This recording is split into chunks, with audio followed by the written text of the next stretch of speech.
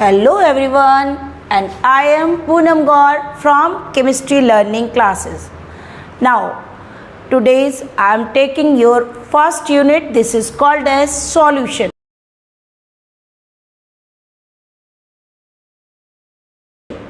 Solution जैसा कि ये सारी चीज़ें हम लोग रेगुलर लाइफ में अपने घर में बनाते ही हैं, अपनी लेबोरेटरीज में भी सॉल्यूशन प्रिपेयर करते हैं. So first of all, what are the solutions होते क्या हैं? Solutions are the homogeneous mixture of two or more than two component. Two or more than two component means at least two components are required. कम से कम दो component तो होने ही चाहिए. The first component is called as a solvent, and solvent are those which are present in the form of a liquid. Or in another definition, the solvents are those which are taken in excess. जो ज़्यादा होंगे उनको भी हम solvent कहते हैं, और जो liquid के form में होते हैं उनको भी हम solvents कहते हैं. And the solutes are those which are present in the form of a solid. जो solid के form में present हो, और which are taken in small amount, जिनको हम कम अमाउंट में लेते हैं उनको भी हम क्या बोलते हैं? Solute. Solvent is represented by capital A, आपकी जैसे बुक में बताया, and solutes are represented by capital B. Representation भी उन्होंने आपको बताया कि हम किससे रिप्रेजेंट करेंगे. अब देखिए, दोनों डेफिनेशन के पॉइंट समझते हैं. Solvents are those which are present in the form of a liquid, और solutes are those present in the form of a solid. Like that. मैंने वाटर के अंदर वाटर लिया एक ग्लास, ठीक है, उसके अंदर 2 टीस्पून मैंने शुगर मिला दिया, ठीक है, दिस इज द शुगर, और ये हो गया हमारे पास वाटर. वाटर के अंदर हमने फिल अप कर दिया, क्या मिक्स कर दिया शुगर को, and now this is the sugar solution. ये क्या बन गया? This is called as a sugar solution. Sugar solution, तो this is called as a solvent because it is a liquid, and it is the solute. ये क्या चीज़ हो गई आपकी? सॉल्वेंट हो गया because it is present in the form of a liquid, and sugar is a solid, so it is act as an a solute. ये क्या बनेगी आपकी? Solute. And this is called as a sugar solution is called as a this is a solution. ये बना आपका solution. But in another examples, ज़रूरी तो नहीं है कि हमेशा हम लिक्विड के अंदर ही सॉलिड को मिक्स करें. It may possible both of them, both solute and solvents are present in a same phase. हो सकता है दोनों की फेज सेम हो. Both are solid, both are liquid, both are gas, दोनों सेम भी हो सकते हैं. अब अगर सेम है तो फिर हम लोग इस वाले पार्ट को इस तरीके से एक्सप्लेन करते हैं, which are taken in excess. जैसे आप न्यूमेरिकल करते हैं, अब न्यूमेरिकल में जैसे लिखा है 10 gram of copper dissolve in 5 gram of gold, तो 10 ग्राम is excess, so copper act as a solvent and gold is act as a solute. तो इस तरीके से हमारे सॉल्यूशन और भी तरीके के बन सकते हैं. तो अगर दोनों सॉलिड है तो भी जो ज़्यादा है वो सॉल्वेंट हो गया और जो कम है वो सॉल्यूट. अभी हमारे पास बहुत सारे एग्जाम्पल है. देखिए, मैं आपको थोड़े से अच्छे वाले और मस्त के एग्जाम्पल बताती हूँ. जैसे मान लीजिए हमारे घर में एवरीडे मिल्क आता है, ठीक है, मिल्क आता है तो हम लोग क्या करते हैं? मिल्क को फिल्टर करते हैं, छानते हैं, और उसके बाद थोड़ा सा पानी डालते हैं.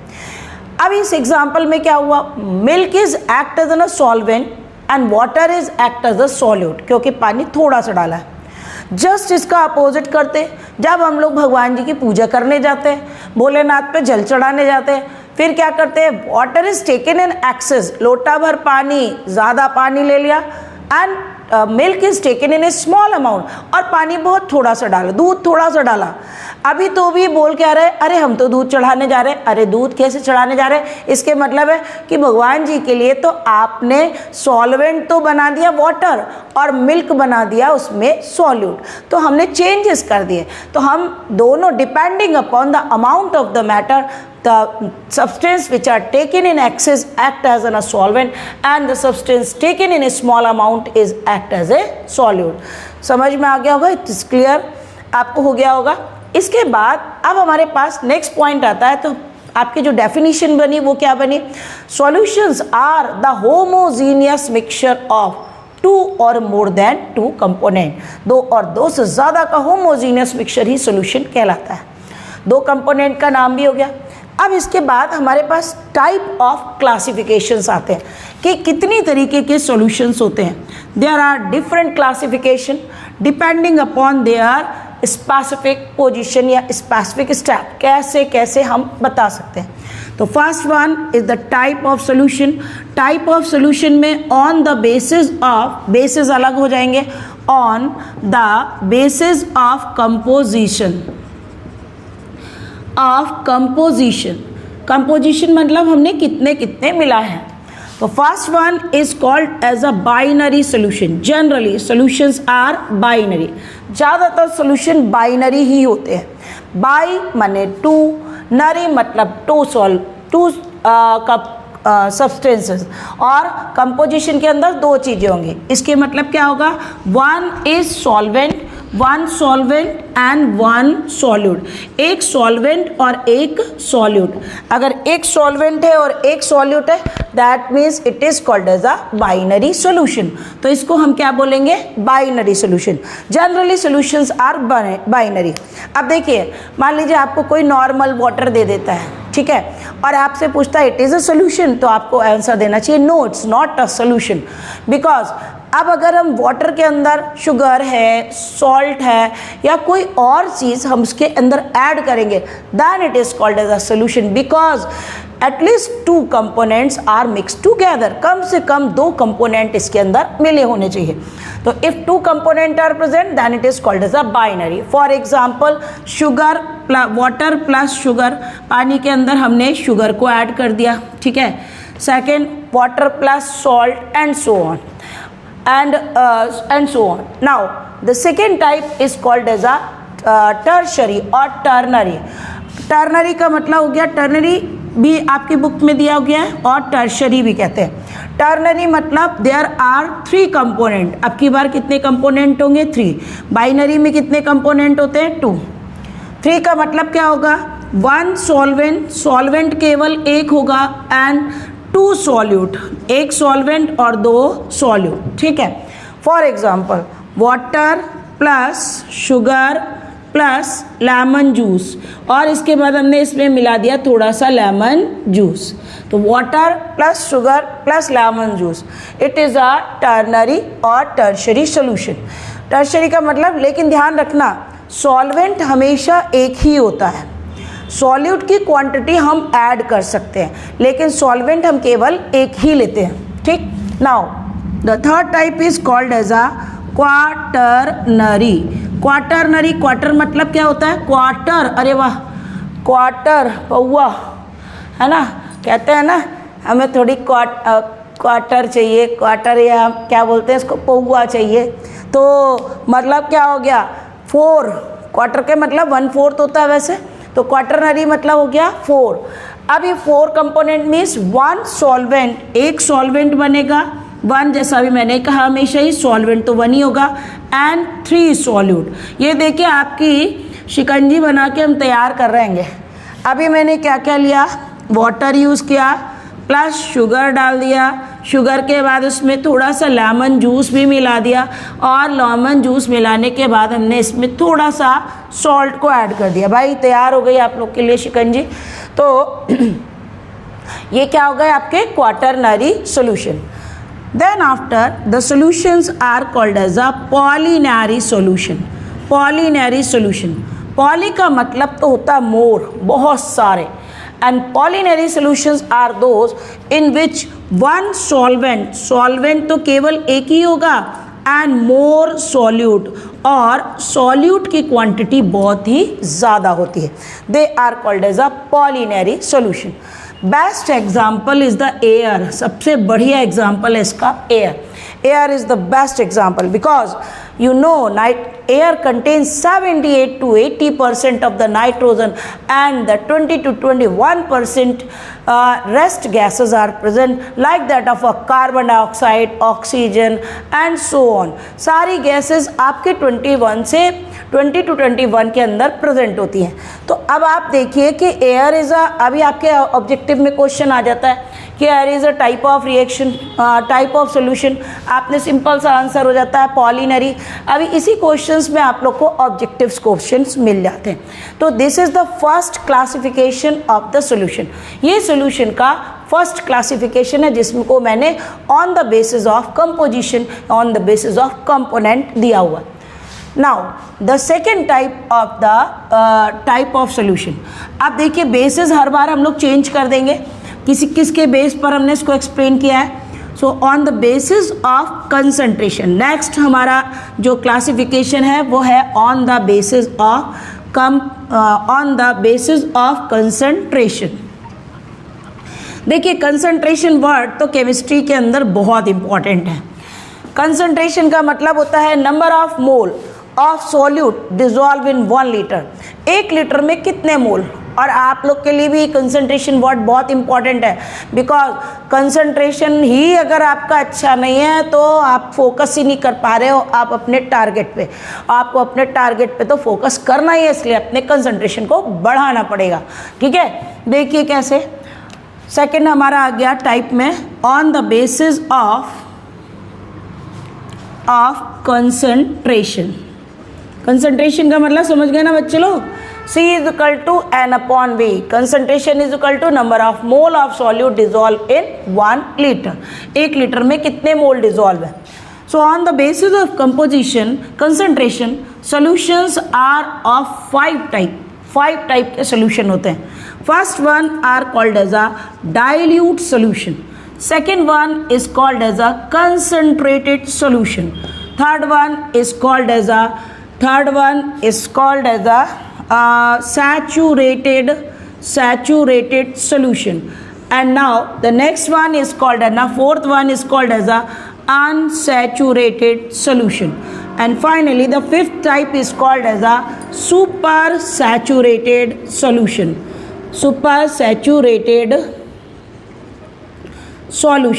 So on the basis of concentration, solutions are of 5 type. अब देखिए ये आपका एक्चुअल में सॉल्यूशन वर्ड ना बहुत कॉमन है, इसीलिए आप लोग के 12th क्लास में ये फर्स्ट चैप्टर बनाया है. कैसे कॉमन है. हम लोग लैबोरेटरी में जब भी काम करेंगे लैब में तो कुछ ना कुछ तो आपस में मिक्स करेंगे ही करेंगे ना. अब जब हम 2 चीज़ों को मिक्स करेंगे तो क्या बनेगा, सॉल्यूशन बनेगा. तो जब आप लैबोरेटरी में एक्चुअल में केमिस्ट्री आपका एक प्रैक्टिकल सब्जेक्ट है. 70 मार्क्स की थ्योरी है और 30 मार्क्स का उसके अंदर प्रैक्टिकल आता है. अब प्रैक्टिकल में एनालिसिस करने में आपको सॉल्यूशन बनाना ही है. तो आपके लैबोरेटरी में जो सॉल्यूशन रखे रहते हैं वो जनरली 2 होते हैं, डाइल्यूट और कंसंट्रेटेड. तो डाइल्यूट में हमारे पास कौन कौन से यूज़ करते हैं जनरली अपन लोग. डाइल्यूट HCl एग्जाम्पल दिया रहेगा आपको. ये एग्जाम्पल है जो आपके बॉटल्स में लिखे रहते हैं. डाइल्यूट HCl, डिल शॉर्टकट में हम डिल लिख देते हैं. Dilute H2SO4, dilute HNO. तो ये आपको लैब में आपके टेबल पर ये सॉल्यूशंस मिलते हैं. तो मेन पॉइंट आता है कि डाइल्यूट सॉल्यूशंस होते क्या हैं.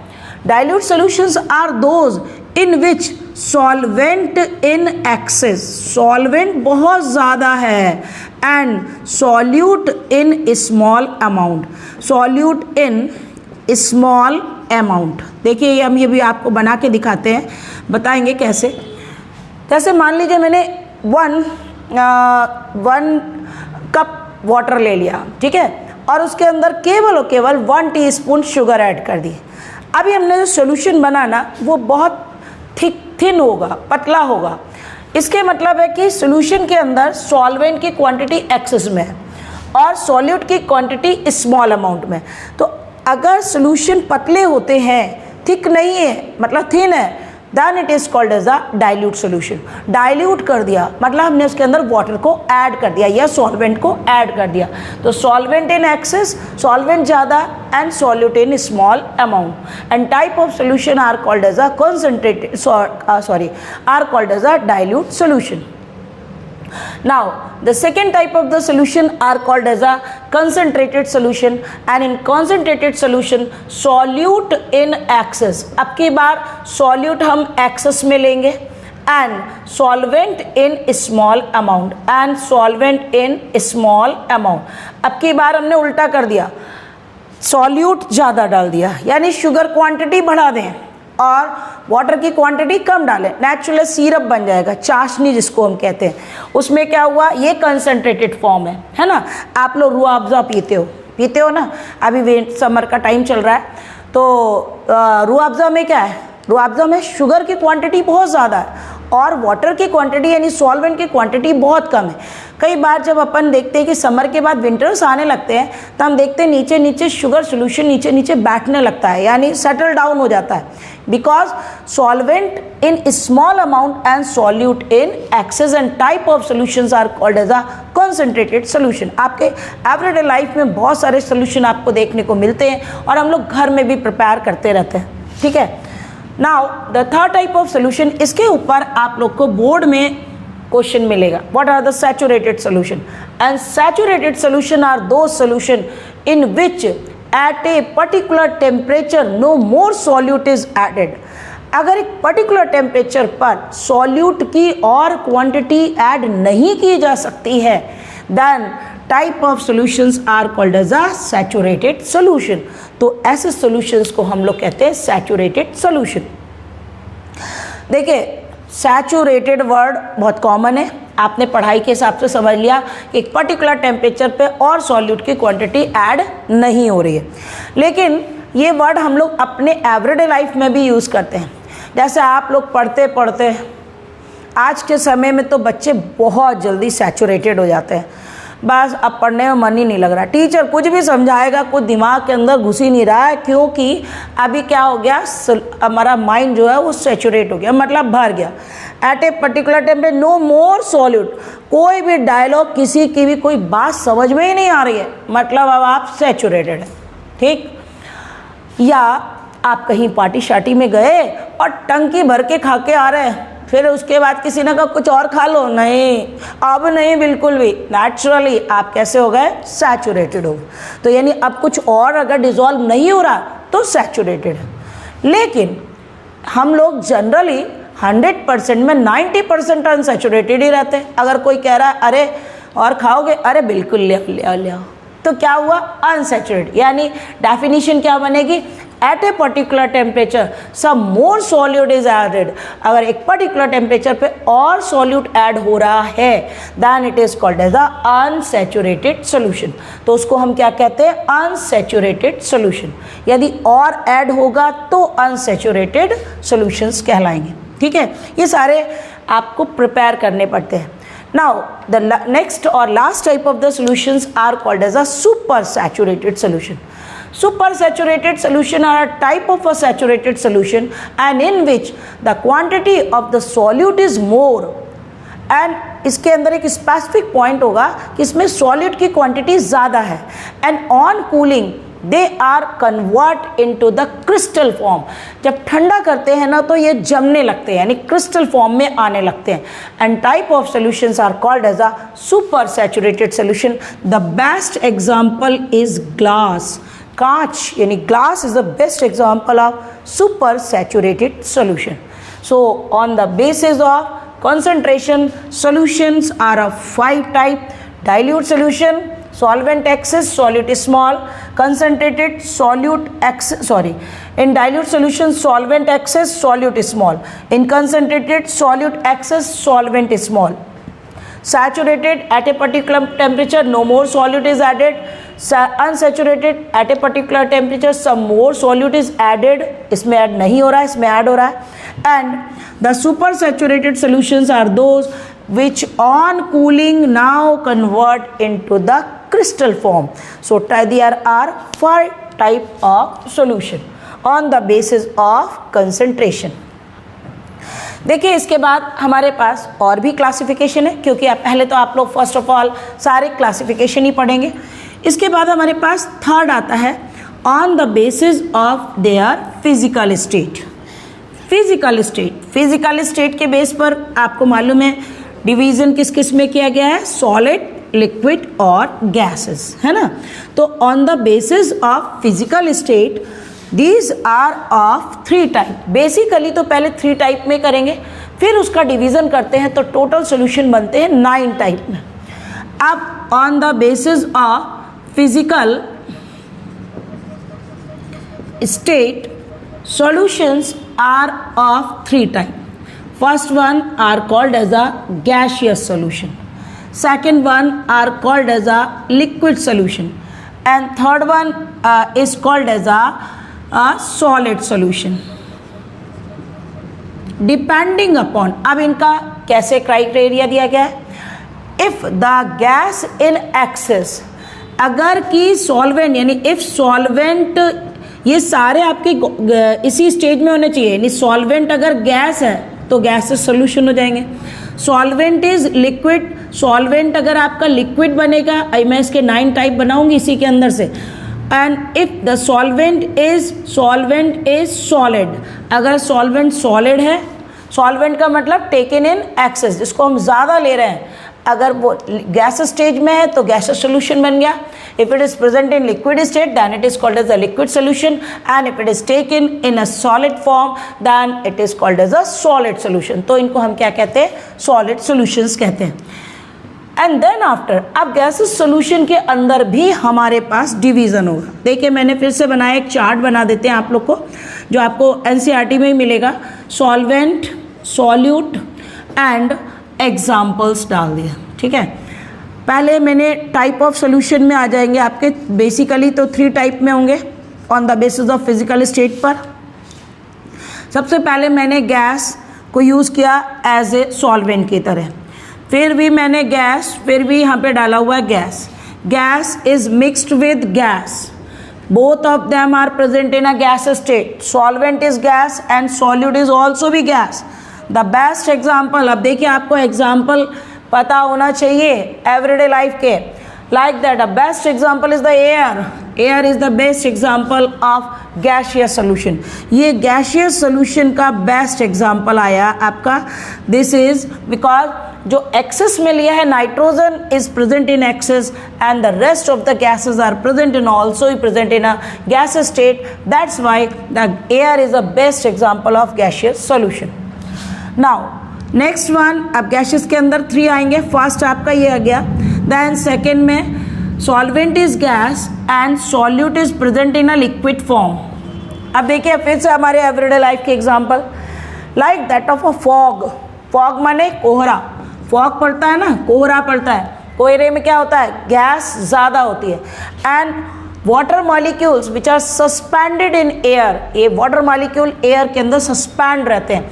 Water molecules are present in a small amount. जब कोहरा पड़ता है, ओस पड़ती है, तो आपने देखा कि नेचर की गैस के अंदर वाटर के मॉलिक्यूल्स होते हैं। So fog is the best example. हमारे पास बहुत सारे और भी एग्जाम्पल्स हैं जो आप एनसीईआरटीज़ में देख सकते हैं, कि मैं आपको इसकी लिस्ट भी दे दूँगी कि हमारे अदर एग्जाम्पल्स भी हम इसमें यूज़ करते हैं। वेपर्स भी हम ले सकते थे एग्जाम्पल्स के बेस पर। Now the third one in which the solvent is gas and the solid is present in the form of a solid. Solid के फॉर्म में क्या है, solute. Best example is the smoke, धुआं। आप देखिए जब कार के पीछे, ट्रक के पीछे चल रहे हो, जिसमें कि आपका जो इंजन है उसमें से स्मोक निकल रहा हो, तो अपने कपड़े और इवन अपने ऊपर भी ब्लैक ब्लैक पार्टिकल्स आ जाते हैं, जो हमको इजीली दिखते नहीं है क्योंकि उनका साइज़ बहुत छोटा है। इसके मतलब गैस एक्सेस में है और वो पार्टिकल्स की जो क्वांटिटी है वो स्मॉल अमाउंट में है। Therefore smoke is the best example of gas in solid type.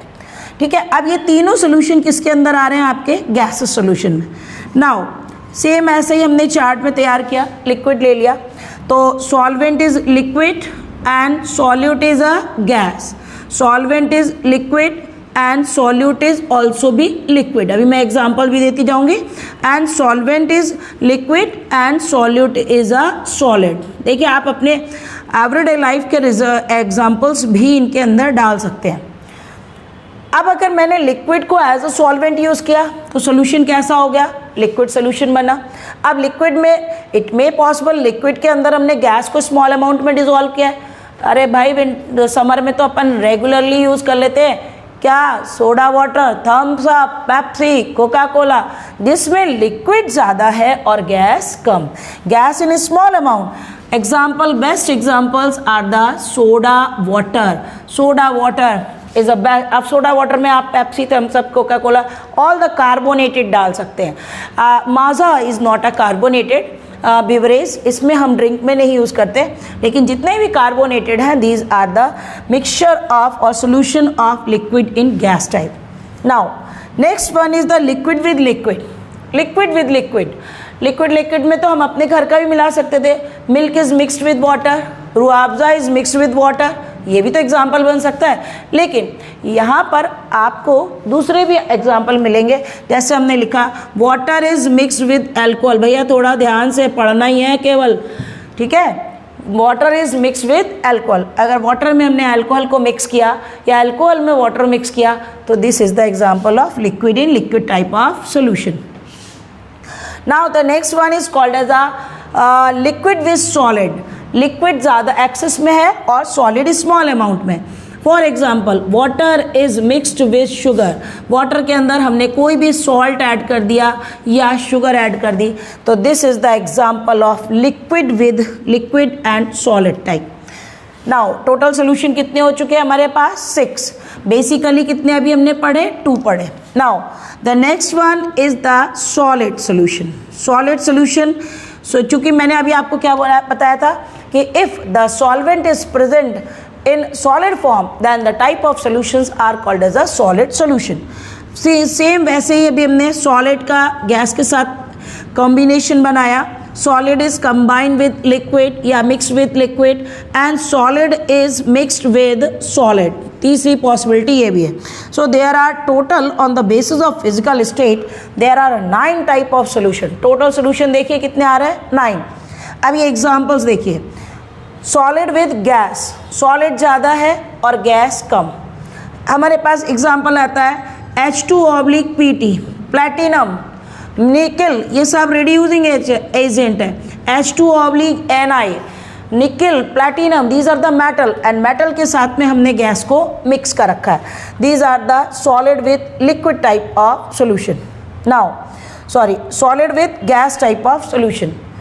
Solid with liquid, best example, board वाला भी आपसे पूछता है, एग्जाम्पल को आपको लिखना है एमलगम। देखिए भाई, amalgam is not a brother of the bubblegum. Amalgam means होता है मेटल्स मिक्स्ड विद मरकरी।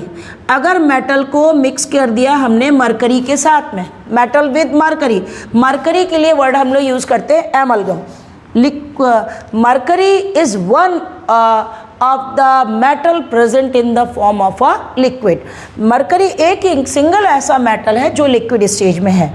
तो अगर मरकरी को हमने मिक्स किया जिंक के साथ, कॉपर के साथ, किसी भी मेटल के साथ, then it is copper amalgam भी बनता है आपके पास, जिंक एमलगम भी बनता है and so on. And the last one is the solid with solid type of solution. So all the alloys, these are the best examples of the solid with solid type of solution.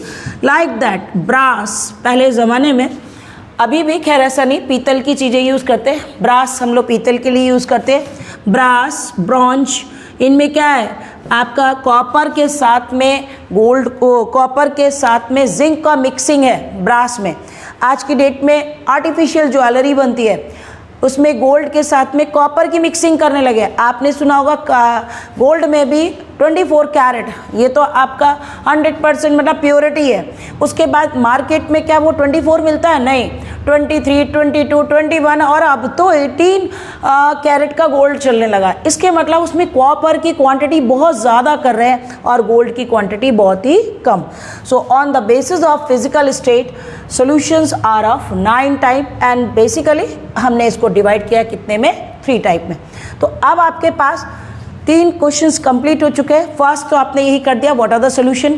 फिर type of solution के अंदर first हो गया on the basis of component, next on the basis of concentration, and then after on the basis of physical state.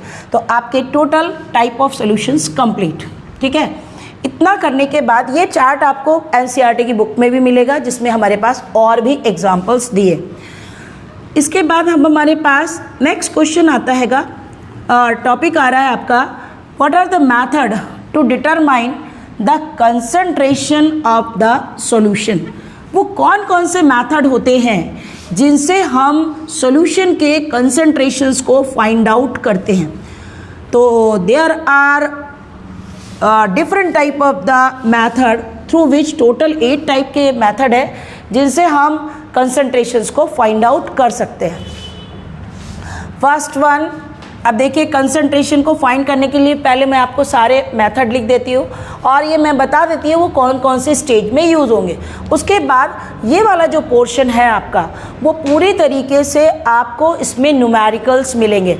जैसा कि मैंने आपको पहले ही बताया कि फिज़िकल केमिस्ट्री के अंदर हमें न्यूमेरिकल्स करने पड़ते हैं, लॉज हैं और डेरिवेशंस आपको करने पड़ेंगे। अब कंसंट्रेशन के मेथड कौन से हैं? कंसंट्रेशन और स्ट्रेंथ। देखिए दोनों वर्ड अलग अलग हैं। कंसंट्रेशन का मतलब हो गया number of mole dissolve in 1 litre, और स्ट्रेंथ मतलब होता है gram mass of solute dissolve in 1 litre. 1 litre में कितना ग्राम डिजॉल्व कर रहे हैं, this is called their strength. तो स्ट्रेंथ को फाइंड आउट करने के हमारे पास टोटल मेथड हैं। First one is called as a mass percentage, second one is called as a volume percentage. अब देखिए mass word is particularly use for solid solution के लिए ये वाला मेथड यूज करेंगे। वॉल्यूम किसके लिए यूज करते हैं हम लोग? लिक्विड के लिए, तो लिक्विड सोल्यूशन के लिए ये मेथड हो गया use. Then after mass volume percentage, mass volume percentage मतलब है कि हम वाटर के साथ में शुगर को ऐड कर रहे हैं, या एक सॉल्वेंट है और सॉल्वेंट लिक्विड है और सॉल्यूट आपका इसके अंदर सॉलिड के फॉर्म में है। ये टोटल सोल्यूशन यानी मास वॉल्यूम में। लेकिन आप कभी भी देखिए कि वाटर के साथ में आप शुगर मिलाएंगे तो सोल्यूशन तो आपका लिक्विड का ही बनेगा ना, तो सोल्यूशन कैसे हो जाएंगे? Liquid. Now the next one is called as a molarity. देखिए क्लास 11th में भी आपने ये 3 मेथड आपके यूज़ होते थे। अभी आपके यहाँ से इम्पॉर्टेंट 12th क्लास के लिए स्टार्ट होता है molarity, and molarity is for liquid solution. Next one is, अभी हम डिटेल में मैं आपको सारे बताऊंगी। Next one is called as a molality, and molality is for solid solution. Next one is called as a mole fraction. Mole fraction is the next method to determine the strength of the solution, and mole fraction is for both solid and liquid. ये दोनों के लिए भी निकाल सकते हैं, solid solution के लिए भी और liquid solution के लिए भी। Now the next one is called as a normality, and normality is specific for liquid solution. ये आपके liquid solution के लिए specific है। And the next one is called as a parts per million, and it is also be specific for solid and liquid. ये भी solid और liquid दोनों के लिए ही important है। And the last one is called as a formality, और last होता है हमारे पास formality.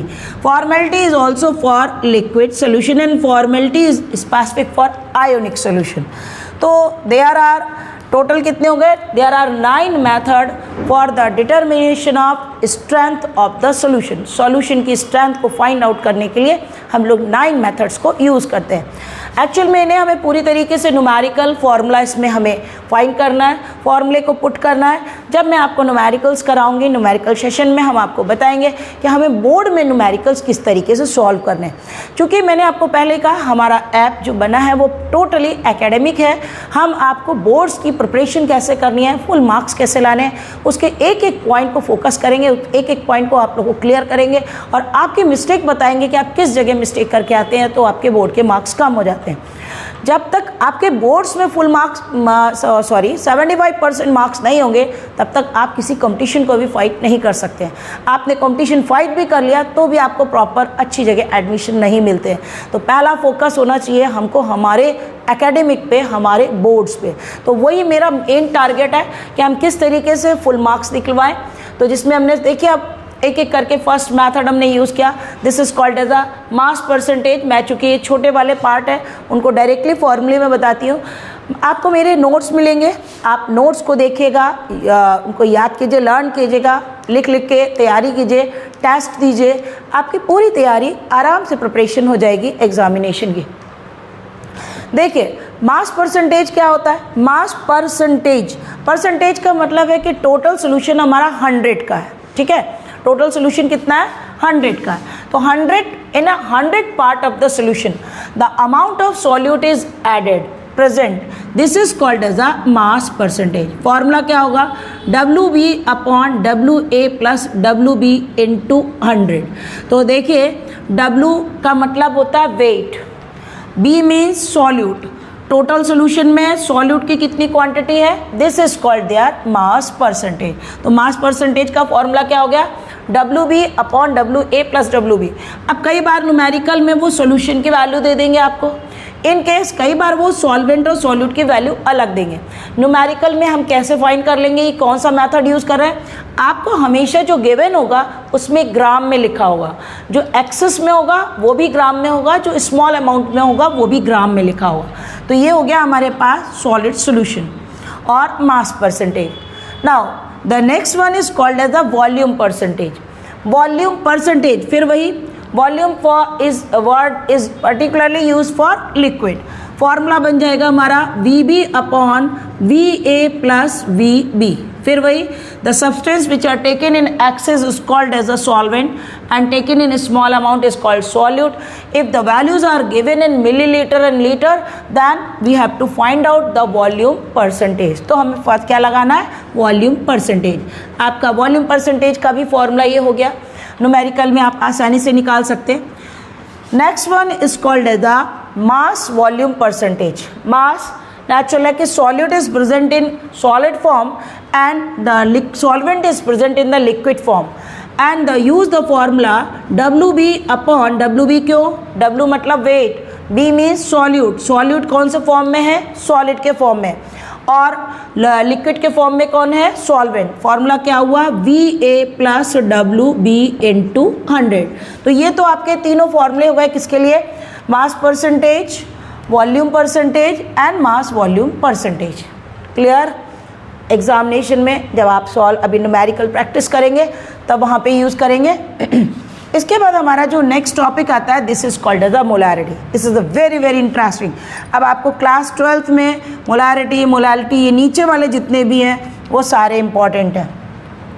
इनके ऊपर आपको डेफिनीशन भी मिलेगी, अभी आपको बता दें, प्लस आपको 2 और 3 मार्क्स में मैक्सिमम 3 मार्क्स, इससे ज़्यादा का नहीं, इसके आपको एग्जामिनेशन में न्यूमेरिकल्स भी मिलते हैं। Molarity, molality, normality, formality and so on सब पे। अब पॉइंट आता है व्हाट इज मोलैरिटी। मोलैरिटी क्या होती है? This is a very very important. और देखो लर्न करने का तरीका होता है, हम हर चीज़ को लर्न करने का एक सिंपल ट्रिक से सीख सकते हैं। मोला, मोला का मतलब हो गया मोल, ठीक है। और रिटी का मतलब होता है रिटी, रिटी मतलब लीटर, है ना। यहाँ पे आप लोग याद कर लीजिए, ब्रेक कर सकते हैं। मोला means mole and रिटी means litre. अभी डेफिनेशन क्या बन गई? नंबर ऑफ मोल रिप्रेजेंट किससे करते हैं? कैपिटल M से। Number of mole of solute dissolve in 1 litre. Number of मोल, कितने मोल को हमने 1 लीटर में डिजॉल्व किया है, this is called their molarity, वही कहलाती है मोलैरिटी। अब नंबर ऑफ मोल का फॉर्मूला होता है, ये तो आपने 9th स्टैंडर्ड में ही पढ़ा है। Number of mole is equal to होता है gram mass upon molecular mass. Value को पुट कर दिया। वॉल्यूम हम लोग पहले किस में लेते हैं? लीटर में, लेकिन सोल्यूशन जनरली हम लोग किस में बनाते हैं? 1 लीटर में कितना होता है? 1 litre is equal to 1000 millilitre. अभी हमारे पास फॉर्मूला हो गया M is equal to NB की जगह प्लेस कर दिया WB अपॉन MB। ये किसके लिए हो गया? NB। वॉल्यूम किस में लेना है, मिलीलीटर में, तो फॉर्मूला क्या हो गया, WB into 1000 upon MB into V। और इस फॉर्मूले से हम सोल्यूशन की मोलारिटी को फाइंड आउट कर सकते हैं।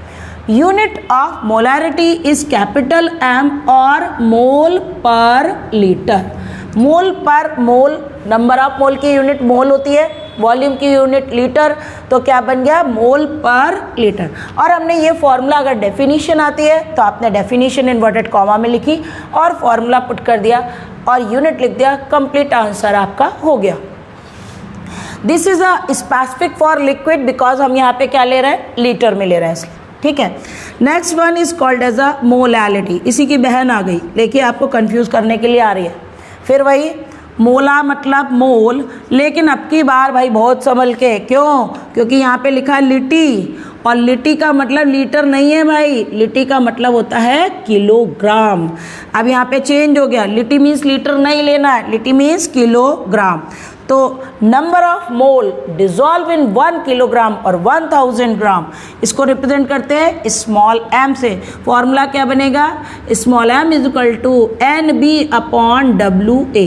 W मतलब वेट, A मतलब सॉल्वेंट। ये किस में आएगा आपका, किलोग्राम में। ऊपर वाले में भी हम लिख सकते थे किस में आता है, लीटर में, ठीक। फिर वही ओपन किया, नंबर ऑफ मोल को ये आपके पास लिखे हुए हैं। फॉर्मूला क्या बन जाएगा, M is equal to WB upon MB into 1000 upon WA किस में हो गया, ग्राम में, ठीक है। और ये हो गया आपका फॉर्मूला किसका, मोलैलिटी का। मोलैलिटी की यूनिट स्मॉल m और फिर वही मोल पर किलोग्राम या मोल पर ग्राम भी ले सकते हैं। अब देखिए आप लोग के बोर्ड में एक क्वेश्चन आता है, what is the difference between molarity and molality. सामने क्लियर हो रहा है, it is specific for liquid and it is specific for solid. Here second point, number of mole dissolved in 1 liter is called molarity and number of mole dissolved in 1 kilogram is called as a molality।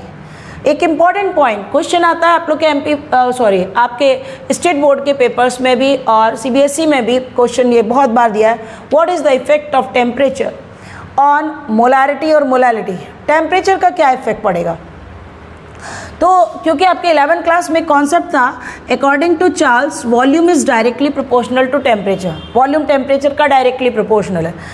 अब अगर हमने temperature को यहाँ लिखा तो molarity opposite हो रहा है, सो increase the temperature decrease the molarity. Molarity क्योंकि फॉर्मूला क्या बन जाएगा, ये m है, तो इसके अपोजिट में v जो है वो नीचे आएगा, यानी T नीचे हो जाएगा। So increase the temperature decrease the molarity. Temperature बढ़ेगा तो मोलैरिटी कम होगी, but there is no effect on the molality because molality is a specific for solid solution. Clear हो गई, molarity and molality, these are a very very important topics. And now the next one is called as a normality. Normality क्या होती है, अब देखिए ये दोनों आपको क्लियर हो गए होंगे। फॉर्मूले को आपको लर्न करना ही है पेपर्स के लिए, और लर्न करने के बाद आपको न्यूमेरिकल में इसकी प्रैक्टिस करनी है, तो आपको निश्चित है कि अच्छे से याद भी हो जाएगा, ठीक है। नाउ द नेक्स्ट टॉपिक, यानी अब अपने पास आ गया 5th के बाद 6th method. This is called as a mole fraction. मैंने अभी सिस्टमैटिक वे में जब लिखा था तो लिखा था मोल फ्रैक्शन। मोल फ्रैक्शन, देखो इसको भी अपन सिस्टम से समझ सकते हैं। मोल फ्रैक्शन, पहली बात तो इसके आंसर कभी भी 1 से ऊपर नहीं आएंगे। सॉल्यूट प्लस सॉल्वेंट मिला के 1 बनेगा। मोल फ्रैक्शन का मतलब होता है it is the ratio of number of mole of 1 component. अब 1 कंपोनेंट का मतलब हो सकता है यहाँ पर हम सॉल्वेंट भी ले सकते हैं, सॉल्वेंट ले, या फिर हम इसके अंदर सॉल्यूट ले, अपॉन टोटल कंपोनेंट। क्या लिया हमने, टोटल कंपोनेंट, मतलब सॉल्वेंट प्लस सॉल्यूट, ठीक है। देखिए उसको हमने फॉर्मूले के वे में डाला। नंबर ऑफ मोल के लिए क्या यूज़ करते हैं, अब जैसे मैंने x से रिप्रेजेंट करते हैं, अगर सॉल्यूट के लिए निकाल रहे हैं तो फॉर्मूला हो गया XB is equal to NB upon NA plus NB। Because 1 component solute के लिए यूज़ करेंगे तो NB, टोटल कंपोनेंट मतलब सॉल्वेंट प्लस सॉल्यूट, ठीक है। फॉर सॉल्वेंट के लिए, अगर हमें सॉल्वेंट के लिए निकालना है तो फॉर्मूला क्या हो जाएगा, Na/Na प्लस Nb। देखिए न्यूमेरिकल मोल फ्रैक्शन के थोड़े लेंदी हो जाते हैं, उसका रीज़न है आपको न्यूमेरिकल में ग्राम मास देंगे बट मॉलिक्यूलर मास कभी नहीं देंगे। मॉलिक्यूलर मास आपको 11th स्टैंडर्ड से पता होना चाहिए था। अगर आपको 1 से लेके 30 तक एटॉमिक नंबर और मास नंबर आपको एलिमेंट्स के याद होने चाहिए। इन केस जैसे मान लो मुझे HCl का मॉलिक्यूलर मास निकालना है तो हाइड्रोजन का मास कितना होता है 1, क्लोरीन का कितना है 35.5, टोटल कितना हो गया 36.5। तो 36.5 इज द ग्राम मास, क्योंकि मुझे वैल्यू में नंबर ऑफ मोल को ओपन करते समय ग्राम मास और मॉलिक्यूलर मास की वैल्यू को पुट करना पड़ेगा, तभी तो आंसर आएगा। तो आपको हर बार पहले मॉलिक्यूलर मास कैलकुलेट करना है, फिर ग्राम मास आपको गिवन होगा, उससे डिवाइड करेंगे तब नंबर ऑफ मोल निकलेंगे।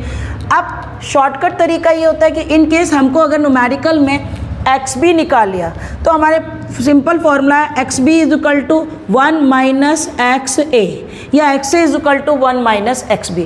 टोटल मिला के जो वैल्यू होती है वो क्या होती है, XA plus XB is equal to 1।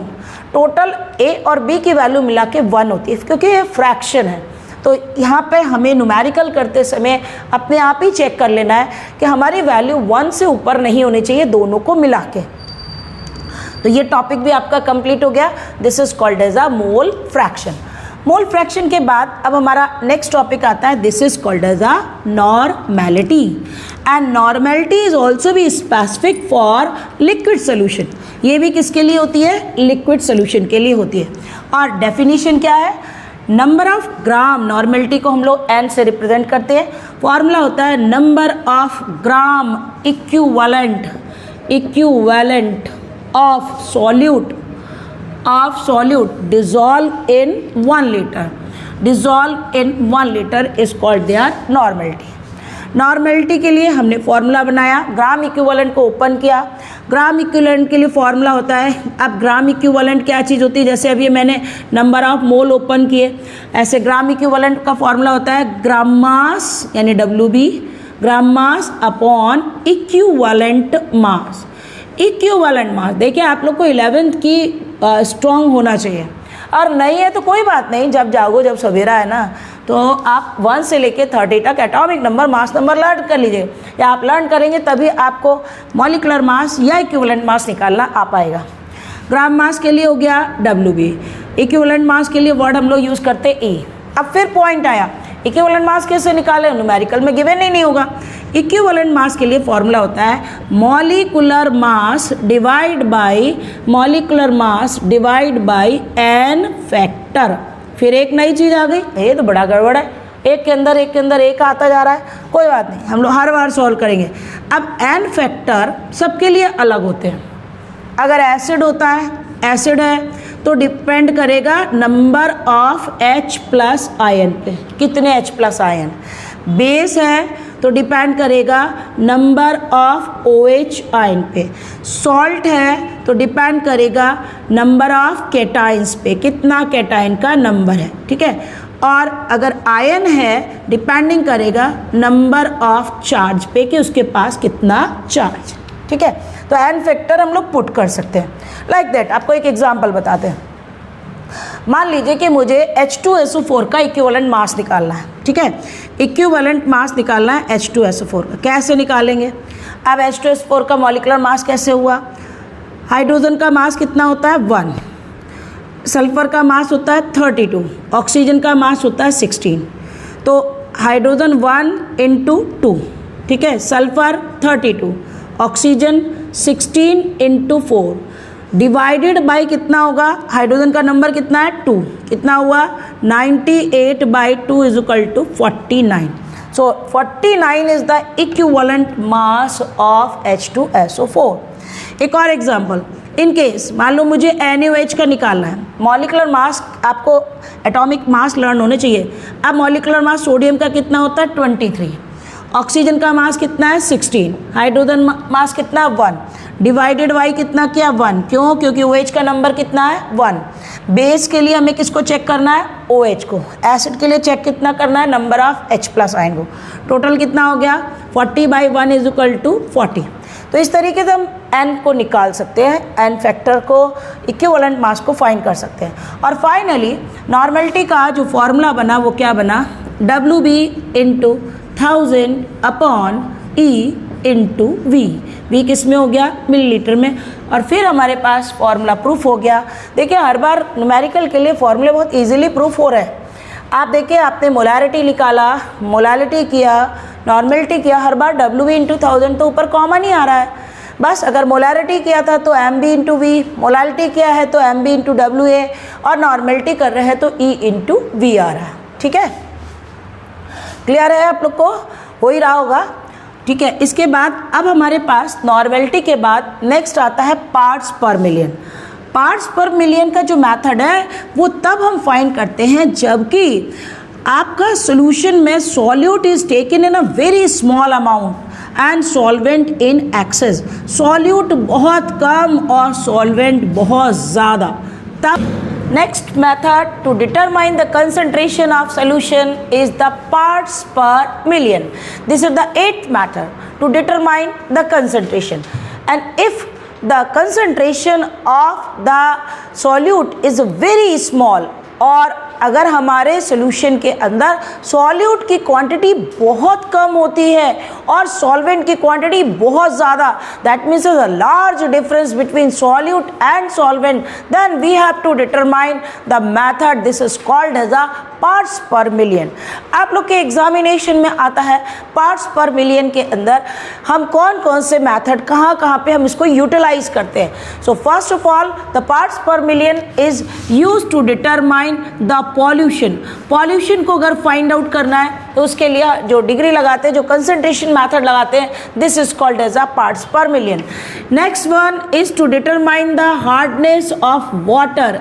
Hardness of water की हार्डनेस का जो हमारे पास मेथड होता है कंसंट्रेशन का, this is also be called as a parts per million.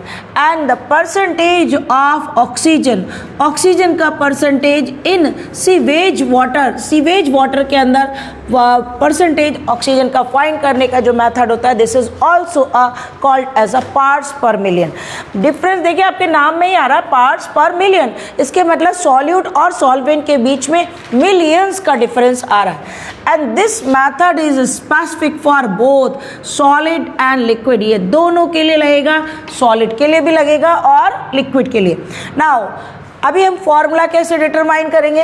Parts per million का फॉर्मूला हो गया ppm। अगर कि if the solution is present in the form of a solid, अगर कि वो सॉलिड के फॉर्म में है, देन फॉर्मूला हो जाता है मास of solute upon mass of solution into 10 to the power 6। So this is the method through which we have to determine the parts per million, जिससे हम क्या फाइंड कर सकते हैं, पार्ट्स पर मिलियन को फाइंड कर सकते हैं। And if the solution is present in a liquid form, कल मैंने आपको देखिए बताया था, अभी आपके अगले स्टेप में ही मैंने आपको बताया था कि पार्ट्स पर मिलियन हमारे पास टोटल मेथड कितने थे, 9 मेथड थे। तो ppm अगर लिक्विड सोल्यूशन होता है तो लिक्विड सोल्यूशन के लिए फॉर्मूला हो जाएगा volume of solute upon volume of solution into 10 to the power 6. So this formula is used for solid solution and this formula is used for liquid solution and also for a gaseous solution. So this is the 8th method to determine the concentration of the solution. Solution को मैं अभी आपको मैंने पहले ही बोला कि solution में हम लोग डिफरेंट मेथड्स यूज़ करते हैं, डिपेंडिंग करता है कि सोल्यूशन किस टाइप का है। जैसे आपने मोलारिटी यूज़ किया, number of mole dissolve in 1 litre, 1 litre में कितने मोल, तो मोलारिटी हो गई। Number of mole dissolve in 1 kilogram, 1 kilogram में यानी सॉलिड में निकाल रहे हैं तो मोलारिटी है। And gram equivalent dissolve in 1 litre, normality हो गई। देखिए हम हर जगह अलग अलग मेथड का यूज़ करेंगे। सिमिलरली मोल फ्रैक्शन दोनों पे लग रही थी, सॉलिड पे और लिक्विड पे भी। और अब हमारे पास लास्ट मेथड आ रहा हैगा, this is called as the formality. तो फॉर्मेलिटी तो वैसे भी फॉर्मेलिटी ही होती है and formality is equal to the molarity. Formality molarity के इक्वल होती है। And formality is specific for ionic solution. ये किस तरीके के सोल्यूशन होते हैं? Ionic solution. अगर आयोनिक सोल्यूशन है, जैसे salt is dissolve in water, salts को हमने वाटर में डिजॉल्व किया, देन हम मोलैरिटी वर्ड नहीं बोलेंगे, तब हम उसके लिए यूज़ करेंगे फॉर्मेलिटी। तो formality is for and it is specific for liquid solution. Last time मैंने आप लोग को इसी में बताते जा रहे थे कि हम अलग अलग चीज़ों के लिए, सॉलिड के लिए, लिक्विड के लिए अलग अलग मेथड्स का यूज़ करते हैं। And formality is represented by the symbol F, capital F से रिप्रेजेंट करते हैं। And the formula is WB into 1000 upon formula mass. Formula mass and molecular mass is same like that. जैसे मैंने NaCl लिखा तो इसका मॉलिकुलर मास कितना हुआ? 23 + 35.5 is equal to 58.5 and this is the molecular mass and this is also be called as the formula mass because it is a ionic substance। ये कैसा substance है? ionic substance। तो formula FM मतलब formula mass into V मतलब solution किस में ले रहे हैं हम लोग? मिलीलीटर में। अगर हम मिलीलीटर में लेंगे तो ऊपर हम वैल्यू में हमेशा 1000 यूज़ करते हैं। And the unit is capital F। तो अब आपके पूरे मेथड कंप्लीट हो गए, जिसमें आपने टोटल 9 मेथड्स पढ़ लिए।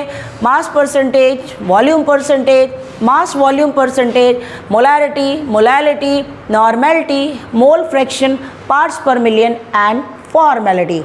ऑल द फॉर्मूलाज, आपको सारे फॉर्मूलेज लर्न करने। इनके इंटर कन्वर्जन्स मैं आपको अपने वीडियो में लास्ट में ही दे रही हूँ, इनको आप लोग नोट कर लीजिएगा। और सबसे इम्पॉर्टेंट बात कि हमें न्यूमेरिकल के लिए, न्यूमेरिकल करने के लिए सबसे पहले आपको न्यूमेरिकल करने के लिए आपको फॉर्मूले लर्न होने चाहिए। जब आपको फॉर्मूला लर्न होगा तभी आप आसानी से न्यूमेरिकल्स के आंसर देंगे। तो आपको, जैसे मैंने पहले ही कहा कि फिजिकल केमिस्ट्री में ही आपको न्यूमेरिकल्स मिलेंगे। न्यूमेरिकल्स करने के लिए आपको फॉर्मूला लर्न करना है, सिस्टम से न्यूमेरिकल को सॉल्व करना है। First to write the formula, then given, then calculation and then after write the answer with unit. तो आपको पूरे नंबर्स मिलेंगे। So thank you for watching me.